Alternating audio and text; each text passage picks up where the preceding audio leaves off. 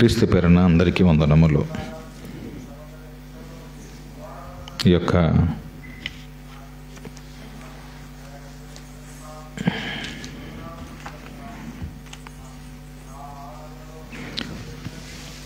బుధవారం రోజున సంఘముగా కూడుకొని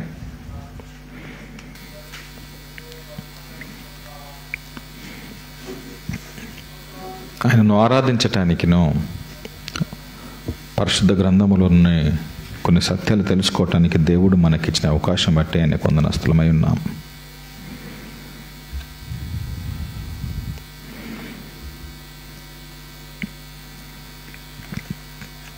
పోయిన వారమున మనము అనగా సండే రోజున మనం మాట్లాడుతూ ఉన్నాం.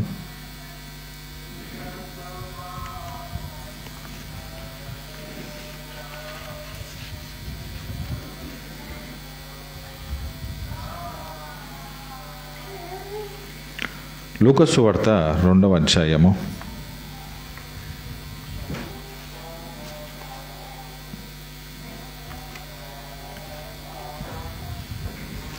10-11 వాక్యాల్లో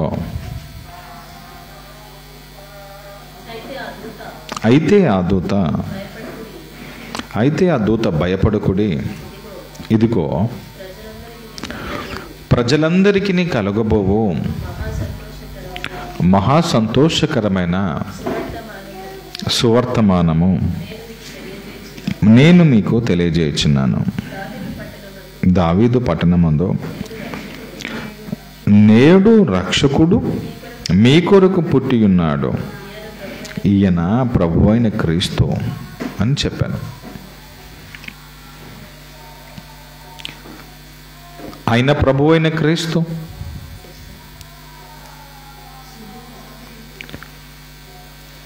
దాన్ని తీయండి.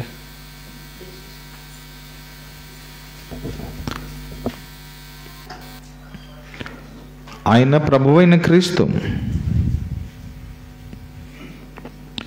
ఈయన ప్రభువైన క్రీస్తు. ఈ మాటను చూసారా? ఈయన ప్రభు అనేటటువంటి మాటకి యజమాని, అధిపతి, అందరికీ పెద్దగా ఉన్నటువంటి అతను, అధిపతి, అందరికీ ప్రభువైన క్రీస్తు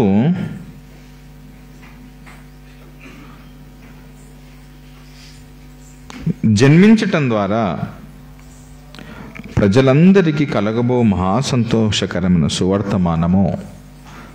అందులో ఒకటి పాప క్షమాపణ గురించి మనము పోయిన సండే రోజున మనము ఆలోచన చేశాం.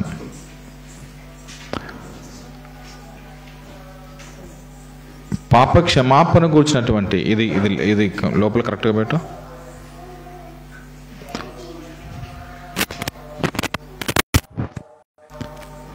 పాప క్షమాపణ గురించినటువంటి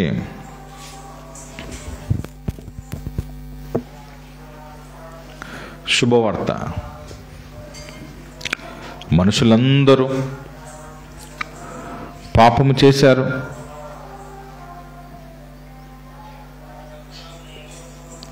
అప్పుడు దేవునికి దూరం అయిపోయింది సమాజం. దేవునికి దగ్గర చేయటానికి, సమాధానపరచటానికి దేవుడు తన కుమారుని ఈ లోకములోనికి పంపెను.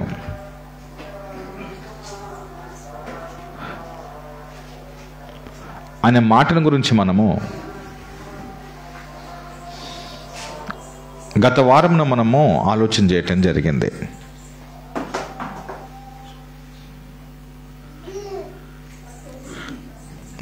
యోహన్ అంటున్నాడు, యేసు తన యొద్దకు రాగా చూసి, ఇదిగో లోక పాపములు మోసుకొని పోవు దేవుని గొర్రెపిల్ల అయిన మానవుల యొక్క పాపములను ఆయన తన భుజములపైన వేసుకొని, మానవుల యొక్క పాపములు ఆయన తన భుజం పైన వేసుకొని మానవాళిని పాప విముక్తులను చేయటానికి, పాపము నుంచి విడిపించటానికి ఆయన తన కుమారుని పంపించెను. ఎంత మంచి మాట. కానీ నేటికి ప్రపంచానికి క్రిస్మస్ అంటే, యేసు పుట్టుక అంటే ఏంటో నీటికి అర్థం కాలేదు లోకానికి. పశువుల పాకలు వేసి, గొల్లలు, జ్ఞానులు, ఇలాంటి రకరకాల విగ్రహాలు, ప్రతిమలు,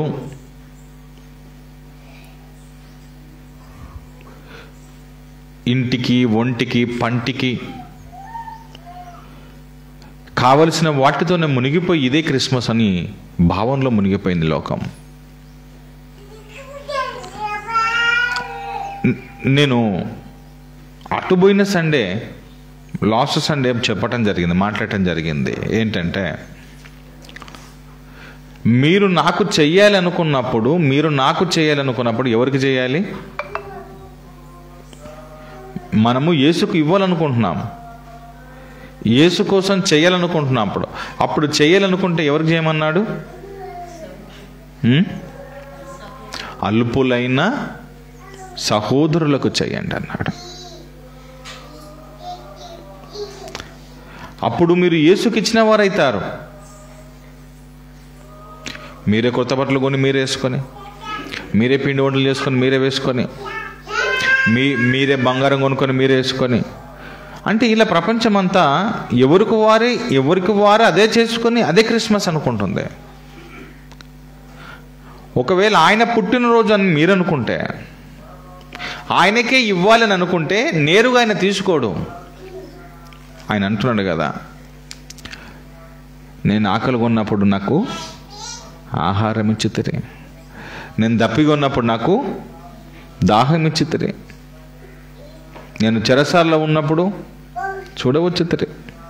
ఇవన్నీ ఎప్పుడు జరిగినాయి ప్రభు అని అంటే, ఇవన్నీ మీ అల్పులైన సహోదరులకు ఇవన్నీ చేసి తిరిగి గనుక నాకు చేసినట్టని అన్నాడు.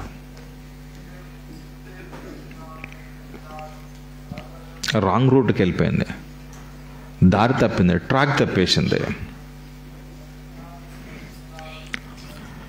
ఆయన వచ్చింది నిన్ను ఏదో కొత్త బట్టలు కట్టుకోవటానికో, ఆ రోజు వచ్చింది అని అంటే, డిసెంబరు 25 వచ్చిందనంటే ఏదో మొత్తం శుభ్రత చేసుకోమనో, వీటి గురించి కానీ కాదు. నేను ప్రాణం పెట్టడానికి వచ్చాను, మీరును మీ సహోదరుల నిమిత్తం మీరు ఏం చేయాలి? ప్రాణమును పెట్టాలి. ఈ భూమి మీద ఈ జీవితము తాత్కాలికమైనది, కొద్ది కాలమే. ఇది నిజ క్రైస్తవుడు గ్రహించాలి. ఈ జీవితము ఎక్కడ ఎప్పుడు ఆగిపోతుందో తెలియదు. తర్వాత యుగయుగాలు మనం ఉండబోయేటటువంటి మరో లోకానికి మనం చేరుకుంటాము. అక్కడ యుగయుగాలు మనము దేవునితో ఉండేటటువంటి ఒక రోజు రాబోతుంది. అది శాశ్వతమైనది. ఆ చోటికి చేరుకోవటానికి, ఆ స్థలమునకు చేరుకోవటానికి ఈ భూమి మీద ఇది ఒక పరీక్ష లాంటిది మనకి. ఇక్కడ మనం పాస్ అవ్వాల్సినటువంటి అవసరం ఎంతగానో ఉంది. ఆయన తండ్రి యొద్దకు తీసుకొని, తండ్రి యొద్దకు మనల్ని చేర్చటానికి, తండ్రికిని మనకిని ఒక మంచి బంధాన్ని ఏర్పరచటానికి ఆయన రావటం జరిగింది. ఏ భేదము లేదు, అందరూ పాపం చేసేసారు. లోకమంతా దేవునికి దూరమైపోయినటువంటి సందర్భములో ఆయన వచ్చి ప్రాణమును పెట్టాను, పాపములను తీసివేయటానికి వచ్చాను. ఇది ఎంత మంచి మాట, తీసి చూడండి. పాపములను తీసివేయటానికి వచ్చాను. ఈ మాట చూడండి. యోహాను రాసినటువంటి మొదటి పత్రిక 3వ అధ్యాయం 5వ మాట చూడండి.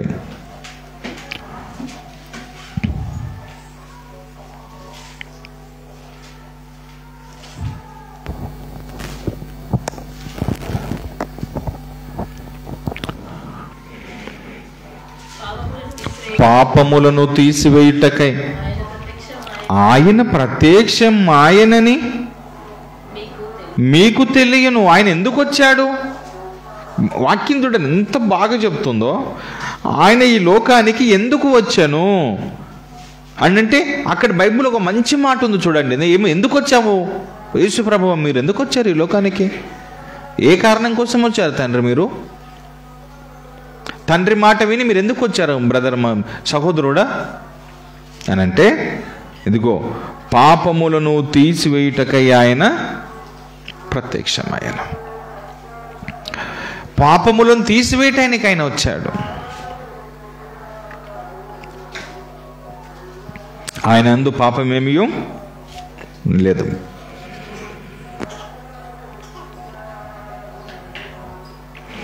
మనుషులందరి పాపాలు తీసివేయటం అది మహా సంతోషకరమైన విషయం కాదా? మనుషులు నేను నిన్ను క్షమిస్తాను కానీ నువ్వు చేసిన దాన్ని మర్చిపోనంటారు. ఈ మానవ సమాజము నేను నిన్ను క్షమిస్తాను కానీ చేసింది మాత్రం మర్చిపోను. కానీ నేను వారి దోషము విషయమై దయగలిగి వారి పాపములు నీకని ఎన్నడూ నేను జ్ఞాపకము చేసుకొనను. ఆయనకున్న గుణము అది.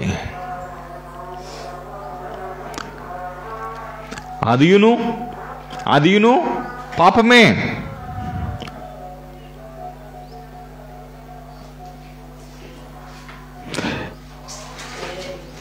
నువ్వు చేసినది నిన్ను క్షమిస్తాను, నేను నిన్ను క్షమిస్తాను, నువ్వు చేసిన దాన్ని నేను క్షమించాను.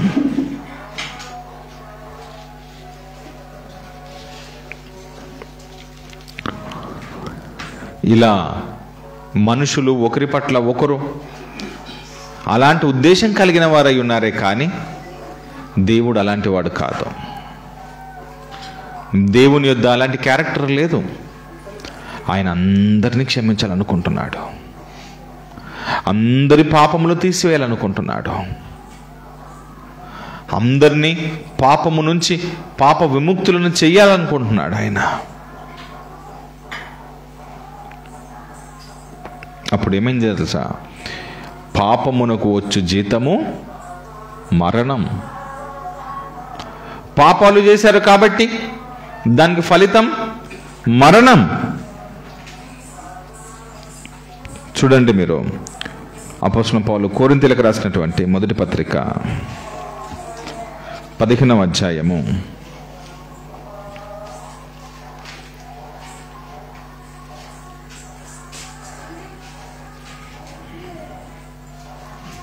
12 నుంచి మనం చూడగలిగితే,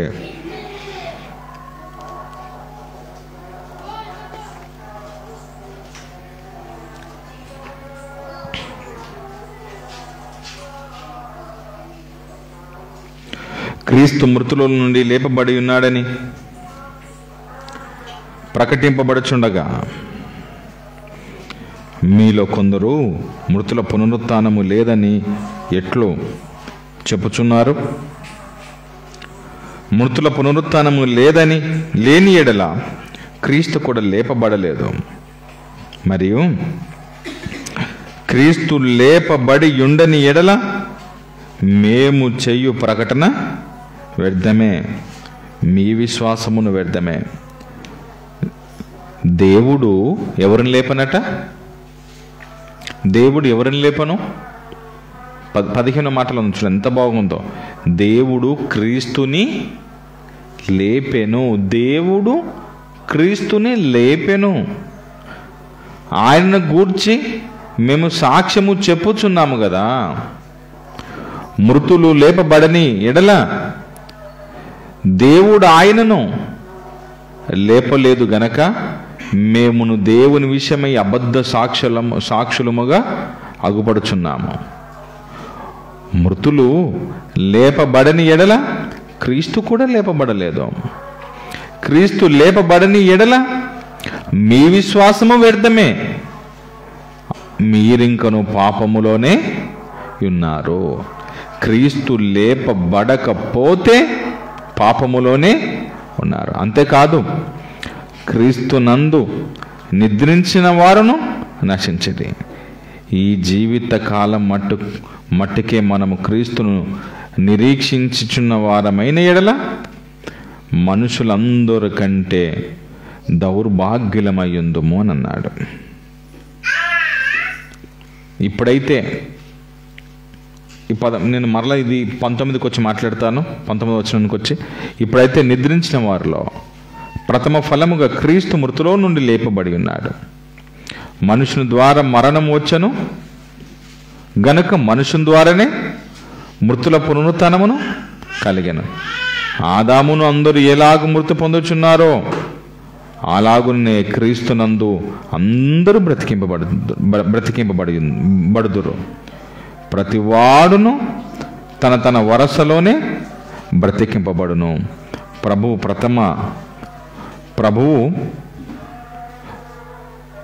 ప్రథమ ఫలము క్రీస్తు. తర్వాత క్రీస్తు వచ్చినప్పుడు ఆయన వారు బ్రతికింపబడుదురు. ఆదాము ద్వారా అందరికీ మరణం వచ్చింది. దేవుడి నుంచి ఎడబాటు జరిగింది. ఆదాము వలన దేవుడి నుంచి ఎడబాటు జరిగింది. ఇక్కడ 2 విషయాలు చెప్తుంటాడు. శరీరమును మట్టికి మారటం, రెండవది దేవునికి దూరం అవటం. ఆదాము వలన మనుషులందరూ దేవునికి దూరం అయిపోయారు. క్రీస్తు ద్వారా దేవునికి సమీపస్తులను చేస్తున్నాడు. దేవునికి దూరం అయిపోవటం వల్ల మనిషి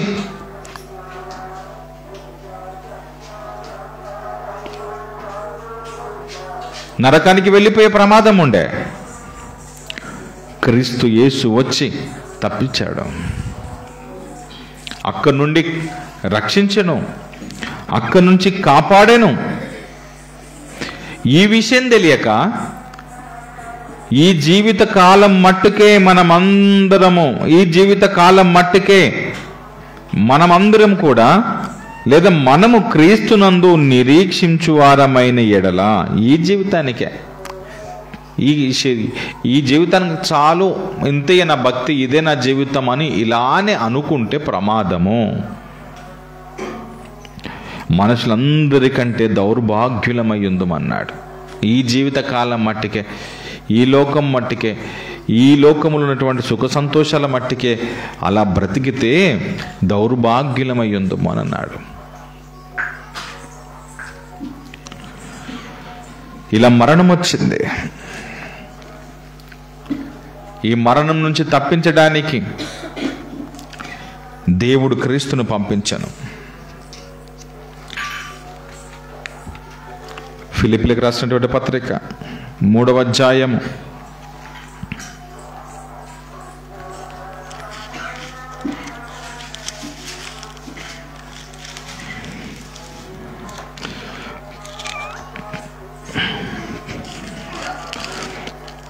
10-11 మాటల్లో ఏమంటున్నాడంటే,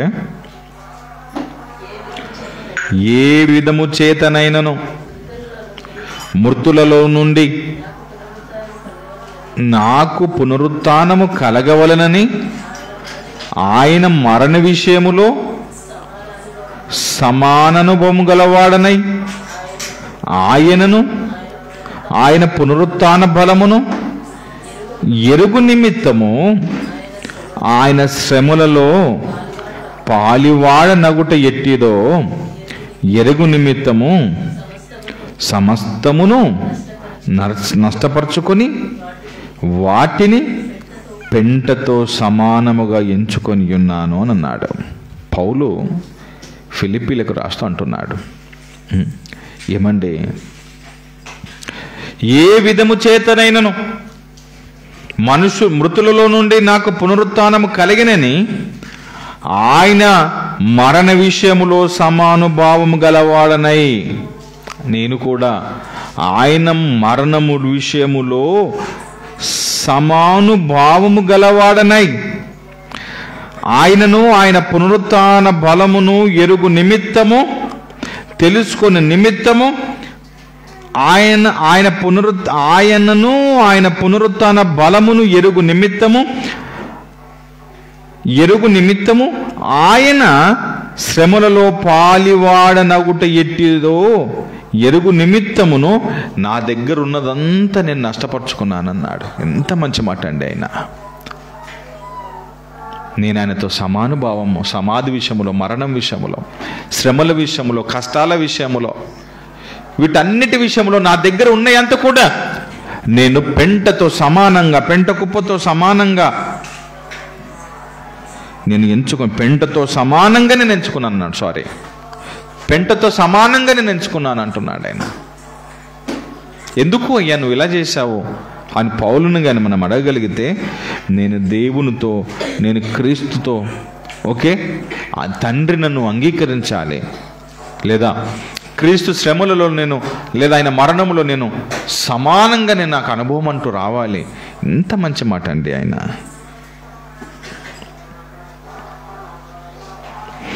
వారు యేసుక్రీస్తు ప్రభు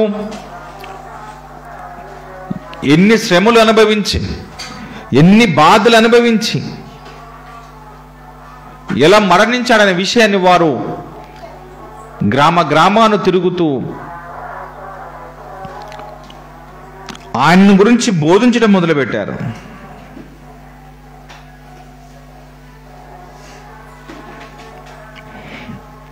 యేసు అంటాడు, పునరుత్థానమును జీవమును నేనే, నాయందు విశ్వాసం ఉంచిన వాడు చనిపోయినను బ్రతుకుతాడు. నాయందు విశ్వాసం ఉంచిన వాడు మట్టిలో కప్పబడినయా, నాయందు విశ్వాసం ఉంచుతో చాలు మరలా బ్రతుకుతాడు. ఈ విషయం తెలుసుకోవాలి ప్రపంచం. యేసుక్రీస్తు ప్రభువు బ్రతికించటానికి వచ్చాడు. బ్రతికి నాయందు విశ్వాసం ఉంచువాడు ఎన్నటికీ చనిపోడు. బ్రతికి నాయందు విశ్వాసం ఎవరైతే ఉంచుతారో వారు ఎన్నటికీ చనిపోరు.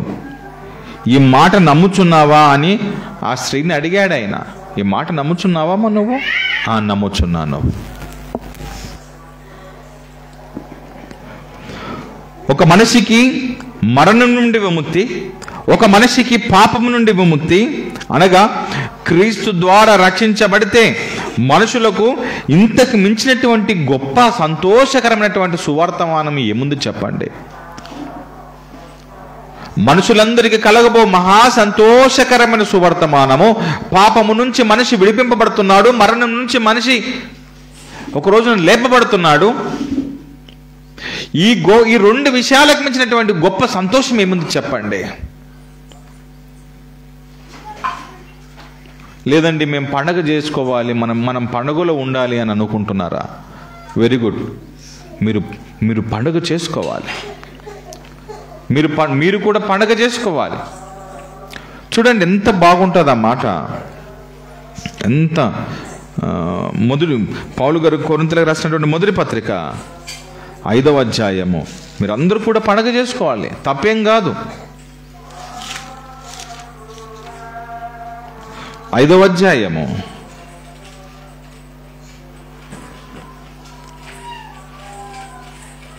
6 నుంచి 8 వాక్యాలు చూద్దామండి.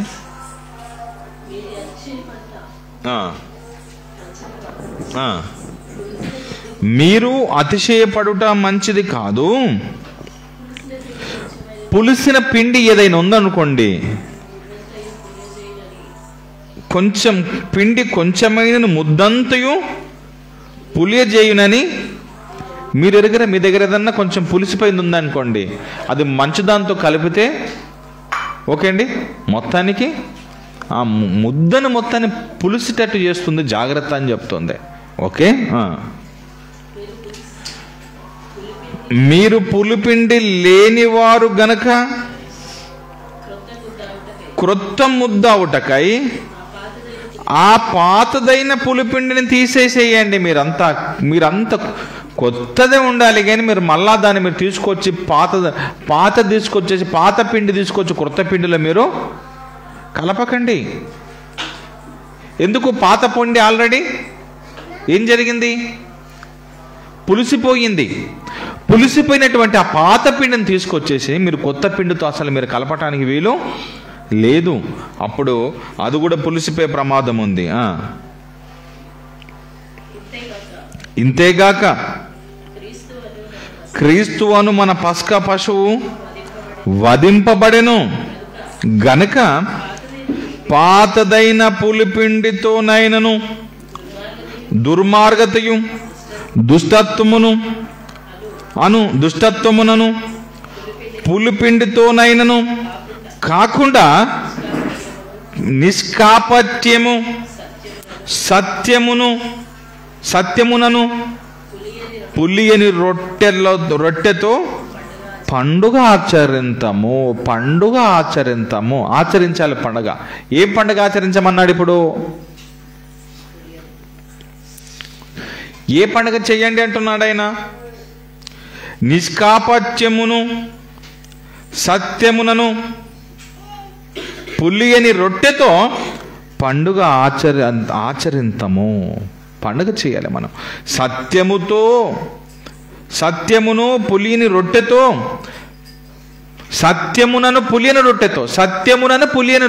మనము పండుగను ఆచరించాలి. మనకు తెలియాల్సింది ఇప్పుడు ఒకటి ఏంటంటే, నిష్కాపట్యం గలవారై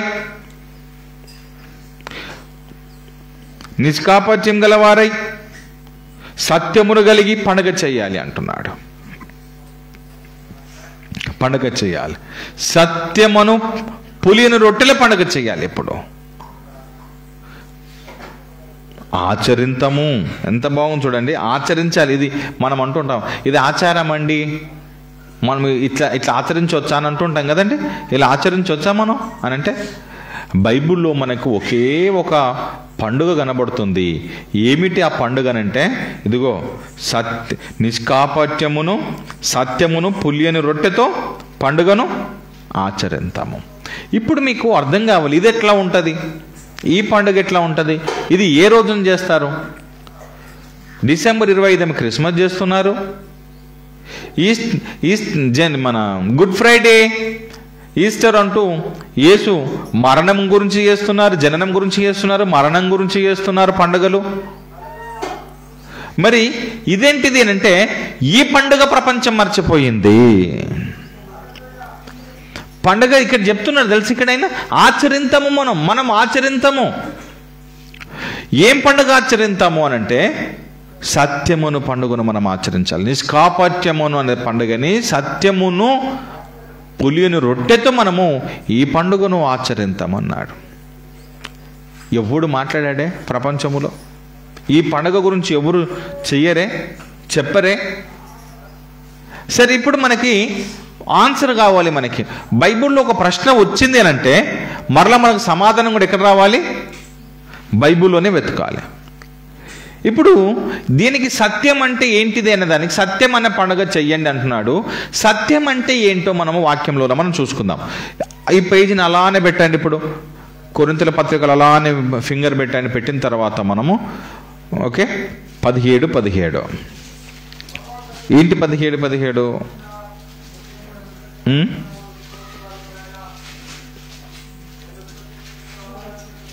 యోహాను సువార్త 17వ అధ్యాయము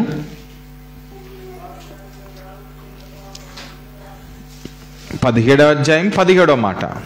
ఇప్పుడు మనకి ఈ పండుగ చూడండి ఎంత బాగుంటుందో, ఇది ఎంత బాగుంటుందో చూడండి. ఇప్పుడు 17వ అధ్యాయం 17వ వచనంలో, సత్యమందు వారిని ప్రతిష్ఠ చెయ్యుము, నీ వాక్యమే సత్యము, నీ వాక్యమే సత్యము. ఇప్పుడు ఇక్కడికి వచ్చిన తర్వాత ఏమంటున్నాడు? ఏం పండుగ చేయమన్నాడు?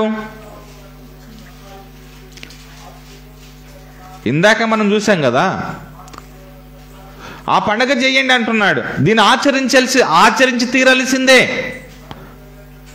క్రైస్తవులకు ఇవన్నీ ఆచరించకాలు ఏముండే అంటుంటాం కదా, కానీ ఈ విషయంలో నువ్వు ఆచరించాల్సిందే. సత్యమును పులియని రొట్టెల పండుగ నువ్వు చేయాల్సిందే. సత్యమును పులియని రొట్టెల పండుగ అంటే వాక్యము సత్యము, అది ఎప్పుడు పులిసిపోదు. వాక్యానికి పులుపు రాదు. వాక్యానికి ఎందుకు పులుపు రాదు అని అంటే అది పులిసిన ముద్దతో ఉండదు. అది సత్యము. వాక్యం అనేది సత్యము. ఇప్పుడు ఈ వాక్యం అనేటటువంటి మాటని సత్యము, వాక్యం అనేటటువంటి పండుగను మనము, వాక్యం అనేటటువంటి సత్యం అనగా వాక్యం మనకు అర్థమవుతుంది. ఇప్పుడు వాక్యం అనేటటువంటి పండుగను మనము ఆచరింతము అని అన్నాడు. ఇప్పుడు మీరు మీ బ్రెయిన్లో ఇది ఫిక్స్ అయిపోయి ఉండాలి. ఏంటి? ఇప్పుడు ఈ వాక్యం అనేటటువంటి పండుగను ఎలా ఆచరించాలి, ఎప్పుడు ఆచరించాలి, ఎలా ఆచరించాలి అనంటే ప్రతిరోజు నువ్వేం చేయాలి తెలుసండి?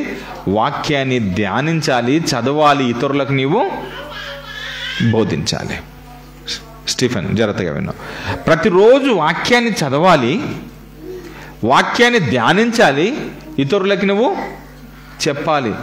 ఇంతకు మించినటువంటి గొప్ప పండుగ అంటూ నీకేమీ నీ జీవితంలో లేదు. ఎందుకో తెలుసా? నువ్వు ప్రతిరోజు వాక్యానికి దగ్గర అవుతున్నావు, నువ్వు ఇతరులకు ఆ వాక్యాన్ని బోధిస్తున్నావు, ప్రకటిస్తున్నావు.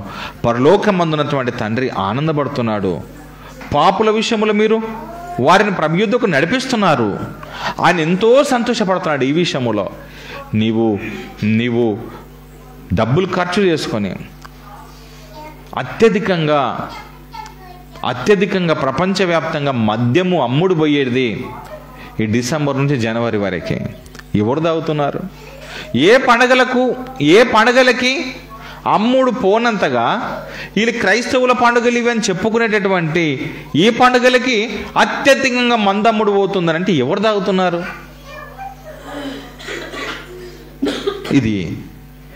ఇవి కాదు చేయవలసినవి.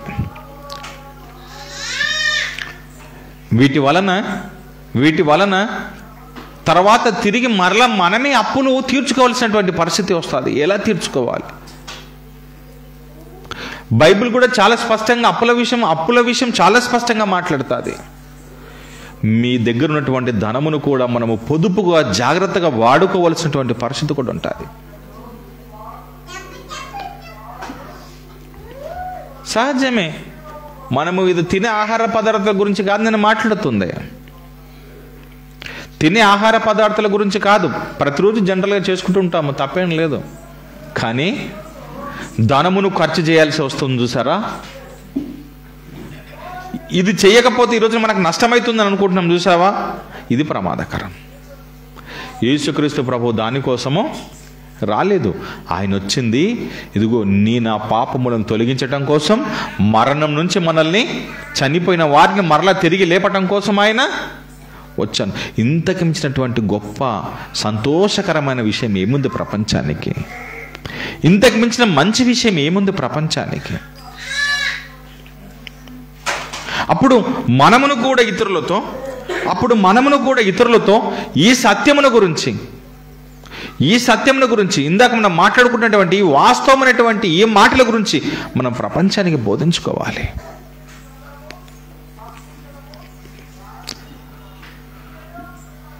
ఎందుకు వీళ్ళు ఇలా చేస్తున్నారు అనంటే వారికి సరిగ్గా చెప్పేవాడు లేకపోవటం,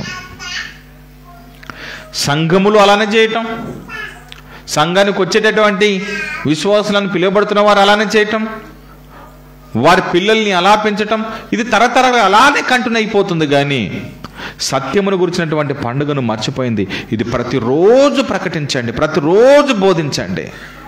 ఇదేదో 25 తారీఖున కొత్త బట్టలో, పిండి వంటలో, ఇల్లు శుభ్రత కోసమో కాదు. ఇల్లు శుభ్రత అనేది ప్రతిరోజు ఉండాలి.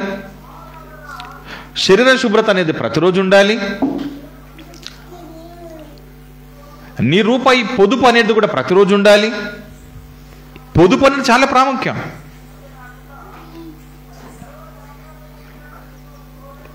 నాకు మొన్న దాసు గారు అంటున్నారు,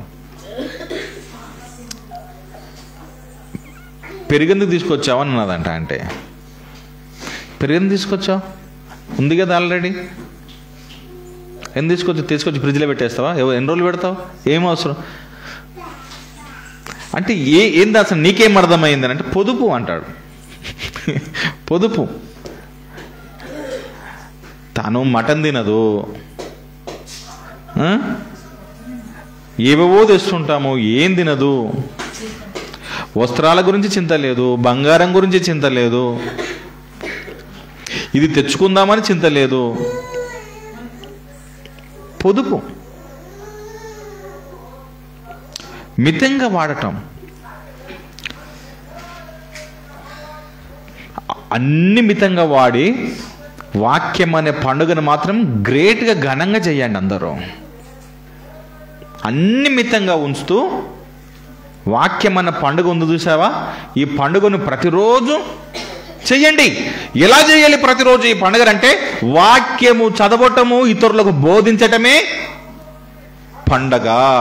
ఇప్పుడు ఇది ఎప్పుడు చేయాలంటే ప్రతిరోజు చేయాలి. ఇప్పుడు నీకు పండుగ డిసెంబర్ 25 ఒకటే కాదు, ఇప్పుడు ఎప్పుడయ్యా నీ పండుగ అంటే ప్రతిరోజు నీ పండుగ. ఇది పులియని రొట్టెల పండుగ. ఈ వాక్యము పులిసిపోని వాక్యముతో పండుగ. దీన్ని మనం ఆచరింతాము అంటాడు చూసారు, ఎంత బాగుంది ఆ పదం. దీన్ని మనం ఆచరింతాము. దీన్ని ఆచరించండి మీరు అందరూ. ఈ ప్రపంచం ఆచరించలేకపోతుంది, అజ్ఞానం వైపు వెళ్ళిపోయింది. మహేందర్ ఉండేవాడు, అప్పుడు అంటుండే, మేము డిసెంబర్ అని కొన్ని చేసినాం, మా పిల్లలు 3 కదా పిల్లలు, వాళ్ళ పిల్లలు, మా పిల్లలు ఓకే ఏడుస్తారు, వాళ్ళని చూసి వీళ్ళని చూసి అని మేము చేసేసినాం అంటాడు. తర్వాత ఈ వస్తాయి కదా దీపావళి, దసరా, ఆ టైంలో కూడా చేసేవాళ్ళు ఆయన. మా పిల్లలు మళ్ళీ ఆ ఇంట్లోకి పోతారని. నేను భోజనం గురించి కాదు మనం మాట్లాడుతుంది, నేను లోపల ఒక ఫీలింగ్ ఉంది చూసామా, ఏంటంటే ఈరోజు ఇది చేయకపోతే అయ్యో నష్టం వచ్చేసింది అయ్యాలి 25 అని అనుకుంటున్నాం చూసావా, అది ప్రమాదకరం.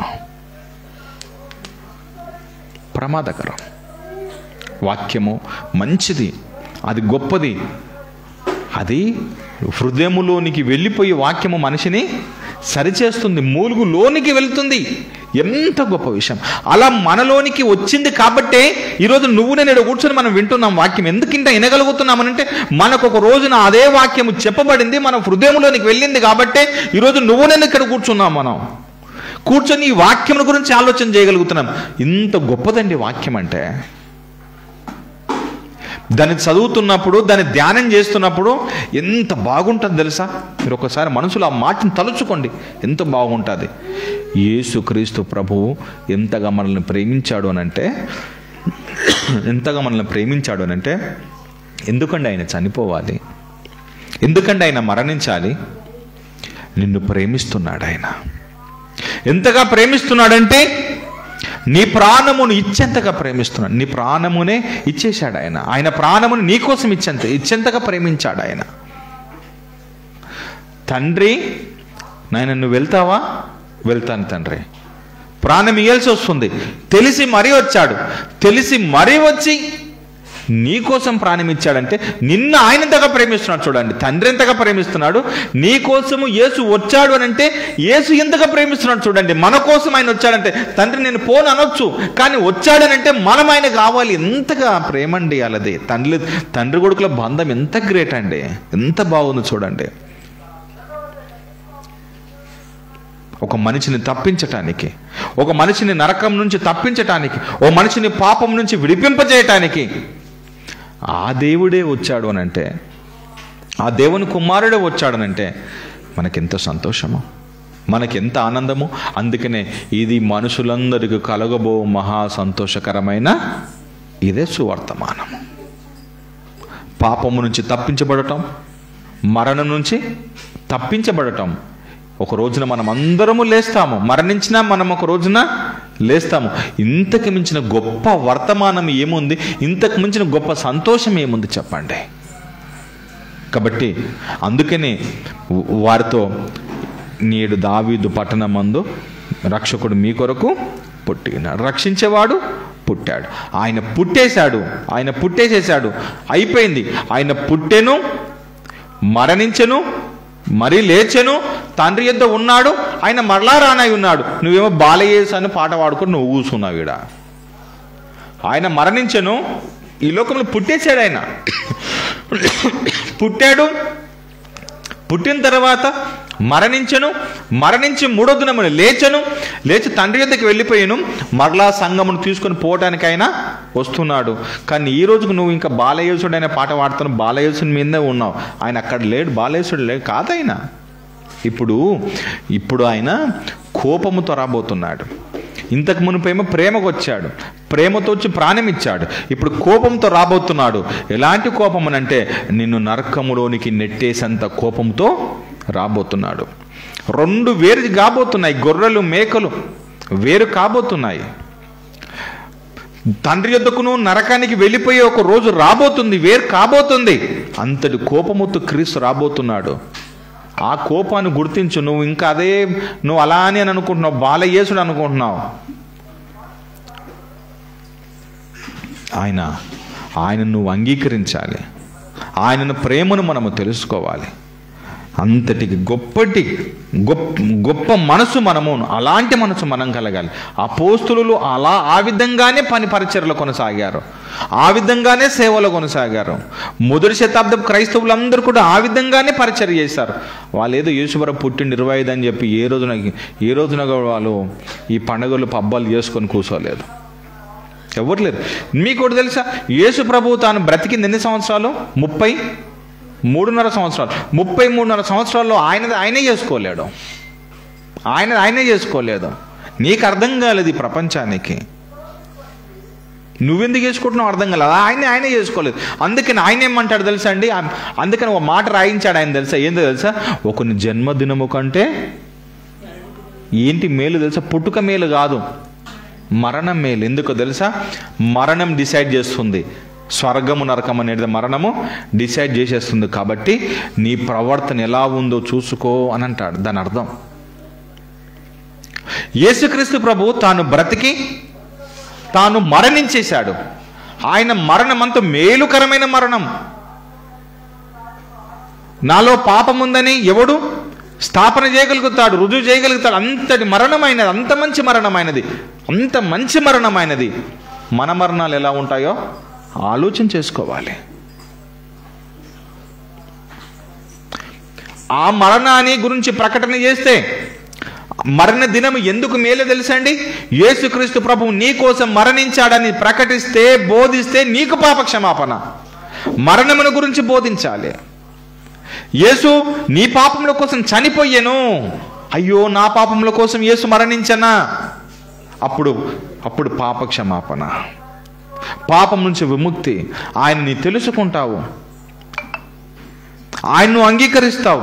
అలా మనం అందరం అంగీకరించినామా, ఇక్కడ కూర్చున్న మనం అందరం కూడా తెలుసుకున్నాం. ఎలా యేసుక్రీస్తు ప్రభు మా అందరి కోసం మరణించనంట. మరణము మేలుకరమైనది.